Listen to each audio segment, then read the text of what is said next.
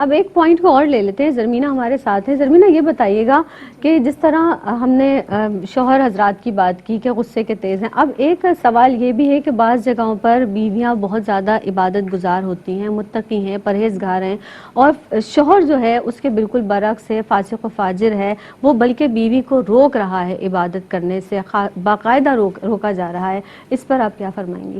شکریہ زینب. دیکھیے ایسے بھی معاملات سوسائٹی میں واقعی دیکھنے میں آتے ہیں فی زمانہ کہ بیوی بہت نیک ہے، پرہیزگار ہے، اللہ تعالیٰ کی ٹیچنگز کو فالو کرنے والی ہے، رسول اکرم صلی اللہ علیہ وسلم کی محبت کے جذبے سے سرشار ہے. بٹ اپوزٹ سائڈ پہ وہی بات نا کہ پہلے چھپا لیا جاتا ہے. تو it's the responsibility of the parents, بلکہ اٹ موسٹ ڈیوٹی ہے پیرنٹس کی اور بڑوں کی کہ جب وہ رشتہ کر رہے ہیں وہ تب جاہو منصب کو نہ دیکھیں، اس کو بیس نہ بنائیں، ضرور دیکھیں لیکن اس کو بنیاد کے طور پہ مت لیں، بلکہ دیکھیں کہ جو ان کی بیٹی کی زندگی میں آنے والا شخص ہے وہ کتنا کامل ایمان والا ہے، دین اسلام اس کی روح کے اندر کتنا سرایت کر چکا ہے، اور پھر اسی خطوط پر انہی خطوط پر اس کی پرورش اور تربیت کا عمل بھی انجام پاتا ہے، اور پھر ایسے اچھے شوہر بھی معاشرے کے اندر سامنے آتے ہیں. اب چونکہ شادی ہو چکی، اب یہ بات جب سامنے آئی کہ شوہر بیوی کو خود بھی عبادت سے روک رہا ہے تو ایک سینسٹیو معاملہ بھی ہو جاتا ہے. اب بیوی کی جہاں تک بات کی جائے، سب سے پہلے تو اسے کوشش کرنی ہے، کیونکہ اللہ پاک فرماتے ہیں کہ انسان جتنی کوشش کرتا ہے اللہ پاک اس کو عطا فرماتا ہے. تو اس کو چاہیے کہ وہ کوشش کرے، وہ معاملے کی تہ تک جائے، اس کے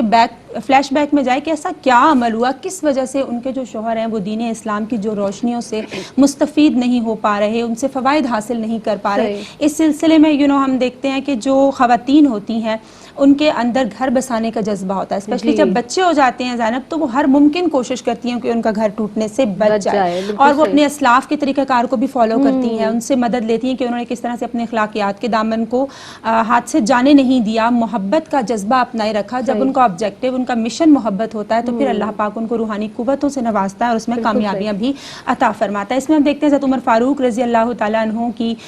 بہن کے حوالے سے بات کی جائے تو ان کی بہن کی دین پر استقامت نے کس طرح حضرت عمر فاروق رضی اللہ تعالیٰ عنہ کا مقدر بدل ڈالا تھا زینب، اور وہ اسلام کی روشنیوں سے استفادہ کرنے والوں کی فہرست میں شامل ہو گئے تھے. تو ہمیں ان عناصر کو اپنے سامنے رکھنا ہے، ان ایلیمنٹ کو سامنے رکھنا ہے، اور ساتھ ساتھ کریکشن کے عمل کو بھی جاری و ساری رکھنا ہے، کیونکہ اللہ پاک آپ کو روحانی قوتیں اور برکتیں عطا فرمائے گا جس سے آپ اپنے اعمال کو، اپنے حالات کو، اعتبار کو بہتر طور سے لے کر چلنے والے بن سکیں گے. اور اگر خدا نخواستہ پھر بھی اگر آپ کو لگتا ہے کہ ایسا نہیں ہو رہا، آپ کو آپ کا شوہر عبادت سے خدا نخواستہ روک رہا ہے، تو پھر آپ گھر کے بڑوں کو یا جنہوں نے رشتہ کرایا ہے ان کو بٹھا کے مل بیٹھ کے ٹیبل ٹاک کے ذریعے اپنے ایشو کو ریزالو کرنے میں ہیلپ لے سکتی ہیں. یہاں ایک اور بات بھی قابل ذکر ہے، دیکھیں کہ جب وہ کوشش کرتی ہیں نا کہ اپنے شوہر ان کا راہ راست پر آ جائے، اس کو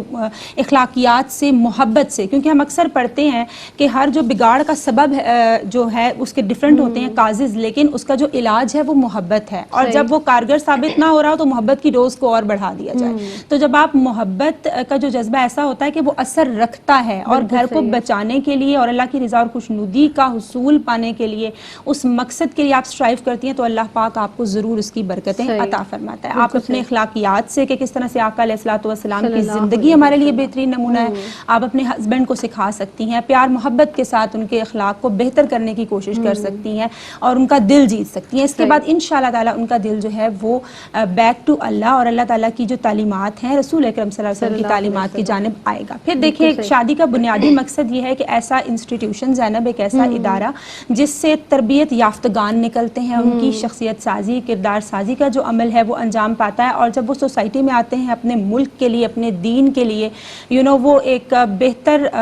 شخصیات کے طور پہ سامنے آتے ہیں اور کارآمد افراد کے طور پہ سامنے آتے ہیں، ان افراد سے مل کر معاشرہ بنتا ہے اور ایک اقوام تیار ہوتی ہیں. تو آپ نے اپنے ہسبینڈ کو اس حوالے سے بھی یقیناً